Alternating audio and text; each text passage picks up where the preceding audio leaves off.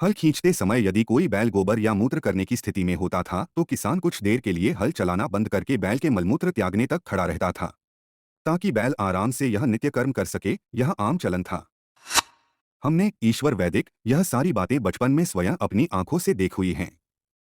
जीवों के प्रति यह गहरी संवेदना उन महान पुरखों में जन्मजात होती थी जिन्हें आजकल हम अशिक्षित कहते हैं। यह सब अभी 25 से 30 वर्ष पूर्व तक होता रहा। उस जमाने का देसी घी यदि आजकल के हिसाब से मूल्य लगाएं तो इतना शुद्ध होता था कि 2000 रुपए किलो तक बिक सकता है। उस देसी घी को किसान विशेष कार्य के दिनों में हर 2 दिन बाद आधा आधा किलो घी अपने बैलों को पिलाता था। टिटरी नामक पक्षी अपने अंडे खुले खेत की मिट्टी पर देती है और उनको सेती है।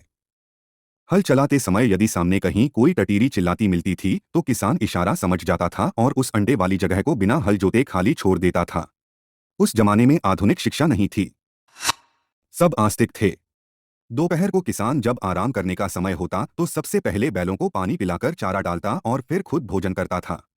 यह एक सामान्य नियम था। बैल जब बूढ़ा हो जाता था तो उसे कसाईयों को बेचना शर्मनाक सामाजिक अपराध की श्रेणी में आता था। बूढ़ा बैल कई सालों तक खाली बैठा चारा खाता रहता था, मरने तक उसकी सेवा होती थी। उस जमाने के तथाकथित अशिक्षित किसान का मानवीय तर्क था कि इतने सालों तक इसकी माँ का दूध पिया और इसकी कमाई खाई है, अब बुढ़ापे में इसे कैसे छोड़ दें, कैसे कसाईयों को दे दें काट खाने के लिए। जब बैल मर जाता तो किसान फफक कर रोता था और उन भरी दोपहरियों को याद करता था जब उसका यह वफादार मित्र हर कष्ट में उसके साथ होता था। माता पिता को रोता देख किसान के बच्चे भी अपने बुढ़े बैल की मौत पर रोने लगते थे। पूरा जीवन काल तक बैल अपने स्वामी किसान की मूक भाषा को समझता था कि वह क्या कहना चाह रहा है।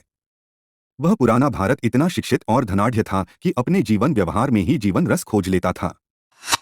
वह करोड़ों वर्ष पुरानी संस्कृति वाला वैभवशाली भारत था। आजकल हर इंसान दुखी और तनावग्रस्त है क्योंकि वो अपनी संस्कृति और संस्कारों को भूलकर स्वार्थ में लिप्त हो चुका है।